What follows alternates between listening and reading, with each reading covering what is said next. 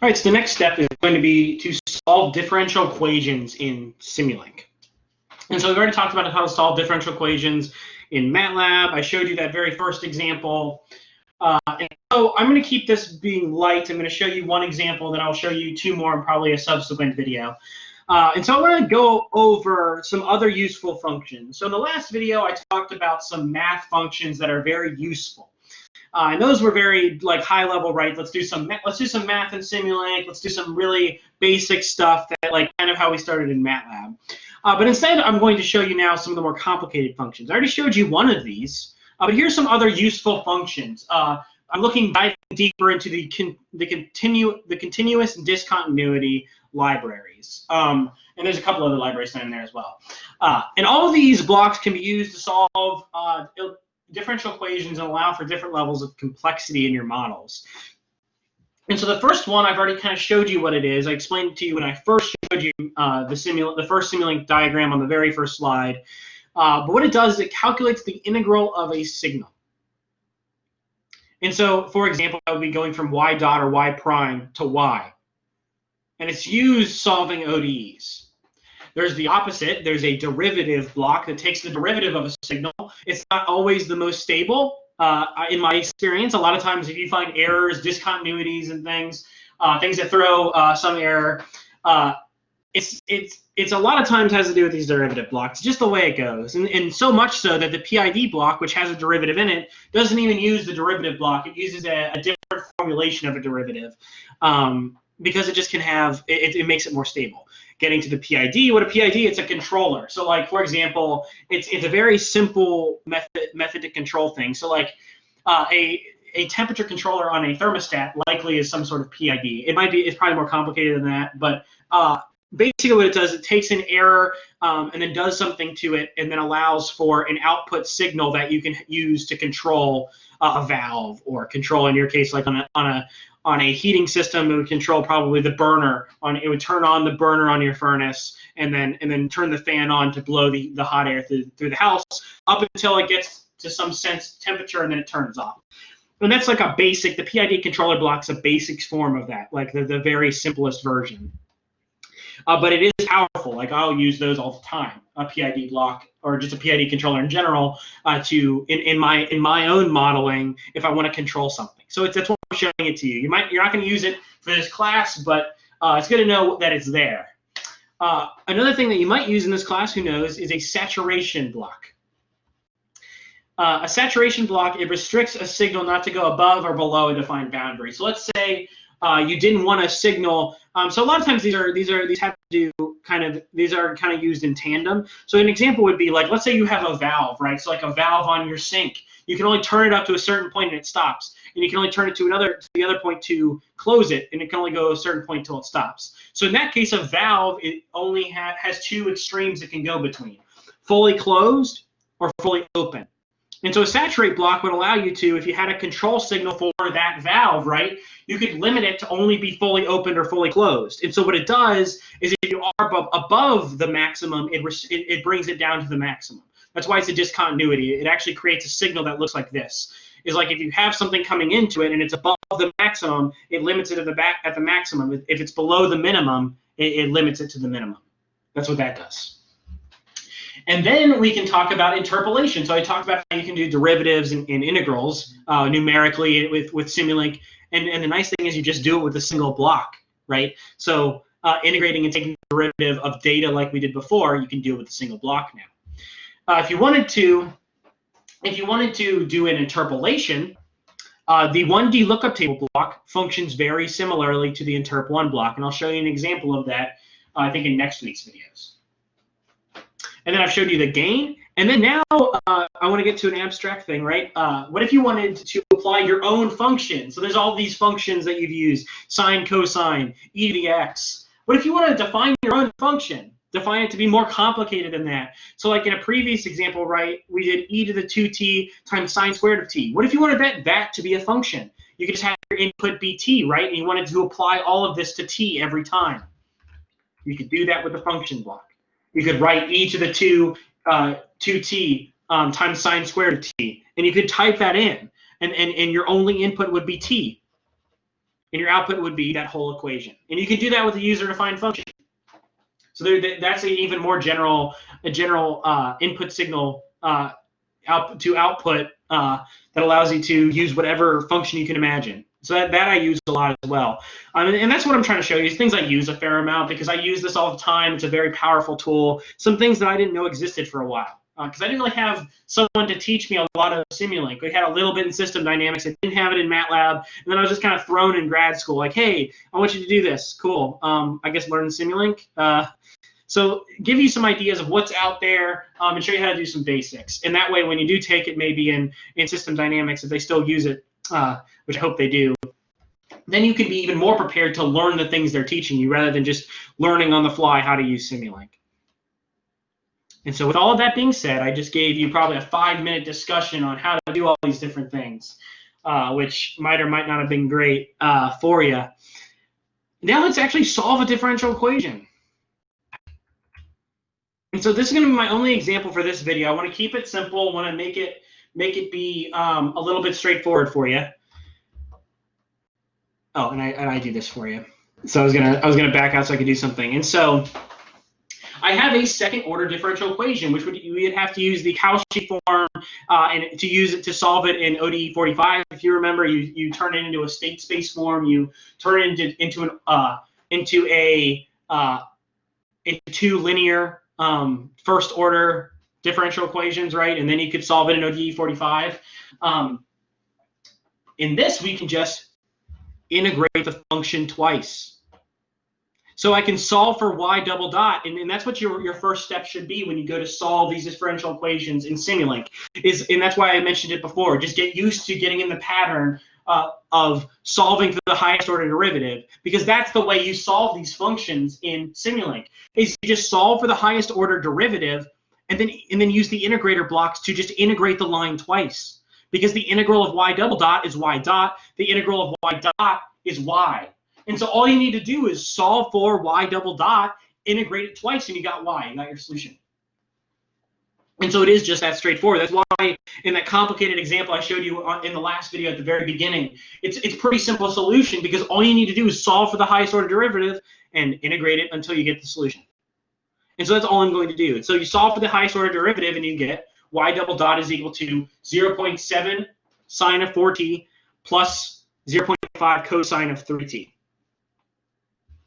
And so the steps are, you set up the right-hand side of the equation first, like I did with the previous examples, right? Setting up this math equation, setting up this right-hand side, and then you integrate it twice. And so let me walk you through these steps. So like this is basically your solution. This is all you get is you set up your right-hand side and use the integrator block twice to go from y double dot to y dot to y. And then you have to apply your initial condition, because remember, every one of these equations, differential equations, have initial conditions. And so I eventually stopped giving them because I'm just going to have you assume them to be 0 because I just want you to set up these block diagrams. But remember, every time you do this, you have to apply the initial conditions. And in this case, I have my y initial condition is 3, my y dot initial condition is 2. And so I'm going to bring this to the side. Well, actually, I'm just going to copy that and see how it comes across. And I'm going to pull up Simulink and let's start a new model. Kind of worked. I have y double dot is equal to 0.7 sine of 4t plus 0.5 cosine of 3t. So let's set up my simulation time first, because I'll probably forget it. I don't think I gave one. So let's see what my plot was. I went to, oh, there we go. 0 to 6 seconds. So I went from 0 to 6 seconds, and this is kind of what it looked like, this weird kind of line, but there's some sine and cosine in there as well. And so I'm going to change this simulation time, the final time, to 6 seconds. So that means it'll run up to 6 seconds and stop. And now I can build my block diagram. And so remember, I need to kind of work backwards. And so I'm going to build this one first, 4t. And so t is clock, is the clock function. So I'm just going to type in here clock. Or I could have gone in and pulled it out. Now I need to take this. Now I need to take the sine of 4t. So I need to multiply t by 4. So this output is t. So my options are I can use the gain block, which is what I'm going to use, or I could go into math operations and grab the product and multiply by a constant. Either one of them work. The gain's a little bit cleaner, so let's use the gain. And so I need to get 4t to take the sign of it, so I need to multiply this by 4. Now I need to take the sign of the whole thing, so I need the trigonometric function block. I can just type that in. It's sine. And so remember, my output here was 4t. And now my output of this sine block is going to be sine of the input, or sine of t. Now I've created this part right here. And now I need to multiply that by a constant, 0.7. And so I can use this gain block again. I don't need to go pull a new one by right-clicking it and dragging it. And now I can double-click it and change this gain to 0.7. So that means I'm multiplying sine of 4t by 0.7. So my output here is the 0.7 sine of 4t. Cool. So I've got my first half there. I know I'm going to add that to 0.5 cosine of 3t. So let me build this next. And remember, I don't need to add a new clock. I can actually just right-click this and drag out, and this is also equal to t. And so I'm going to rebuild this basically for this part. So I need to multiply it by 3. So I'm going to right-click here, drag this gain over here, and change it to 3. And then I need to take the cosine of it. So let me grab another trigonometric function block. I'll just grab it in here this time so I can show you in a different way. So I go from math operations to the, I think trigonometric function is down here. But now I need to change it from sine to cosine. And so this output is now 3t. I need to change this from sine to cosine. So let me double click it, click this drop down for function, and grab the cosine. And so now my output here is cosine of 3t. So to repeat, I've gone t, multiplied it by 3 to get 3t, and then put it inside the cosine function to get cosine of 3t. And now I just need to multiply by another gain of 0.5, right? Because this is 0.5 times cosine of 3t.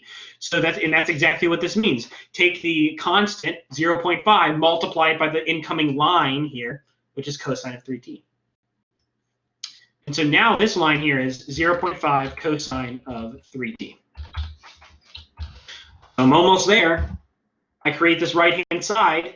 Now I need to add the two together. So I'm going to grab the add block. I just click, type add, and there's two addition signs are all I need. So let me connect these. Try to organize it a little bit. Close enough. Okay, and so now this output is the right-hand side. So remember, I said the first step should be when you're solving these differential equations is to first set up the right-hand side, because then all you need to do is integrate it twice. And so let me grab the integrator block, show you where that is. If I click on my library browser, bring it up, and click on this continuous, and grab the integrator block, which integrates a line. And by the way, this 1 over s, if you're curious on what that means, that's actually basically the symbol in Laplace transform, which you probably don't know what that is, for integrating something. It's just a state space thing. So that you just need to remember 1 over s means to integrate the incoming line. And so now I need to integrate it again because my output of this is, so this is y double dot. And so let me delete this equation and say it's y dot dot. Now my output of the integral of y dot dot is y single dot, the first derivative of y. If I integrate it again, my output is going to be y. And so that will be my solution. And so let me grab a scope block because I want to plot it. I put text. Let me just grab it up here. I'm going to mess this up. And click and drag out, and now I have the scope. So I've gone y double dot to y dot to y.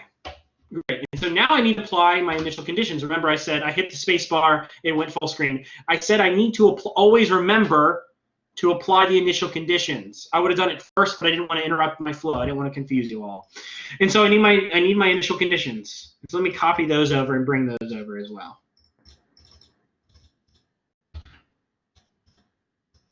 And so my initial condition for y is 3. My initial condition for y dot is 2.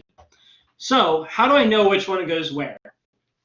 And so I know it because my integral of y double dot, my output is y dot. And so the initial condition on this integrator block is for y dot because my output is y dot. It's my initial condition, my output signal, or my initial condition for y dot, which is y dot of 0 is equal to 2. So I go in here, a lot of things I can do. All I want to do is I want to change the initial condition setting right here to be 2. And then how do I know where to put my initial condition on y? Well, it's the other one. If I double click here, this is the block parameters for integrator 1. So I need to add the initial condition for the output of the integrator 1 of this integrator, which the output of this integrator I labeled is y because I integrated y dot to get y. So my initial condition for y is y0 is equal to 3. Right there. And now I'm done. I have solved this problem. And so now since I've solved it, I've connected everything. Let me run it and see if I got the right answer. Cross my fingers I did. I don't think I made any mistakes. And look, it's the same plot I had before.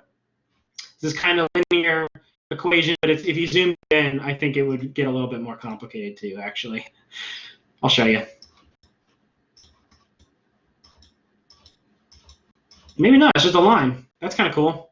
So if you notice what I did is I messed with the zoom a bit. And you see this magnifying glass, you can zoom in on functions in the scope. And actually, this is a box. And so you could click it once and it just zooms in on the point you clicked on. If you get kind of stuck and you get out of place, there's this little 4-arrowed box. It means zoom to fit. And then this means zoom in the x. This means scale to fit in the x-axis, scale to fit in the y-axis. So I just usually do the whole thing. And then I can actually just pick a box. Let's say there was some interesting feature around this area. I could drag a box and it zooms in on it. And so I use that a lot. If there's something interesting, something funky going on somewhere in the function, you can zoom in on, see what's happening, and say, okay, there's something wrong there. I need to focus, see what's the model doing there and why. That's the reason I use that.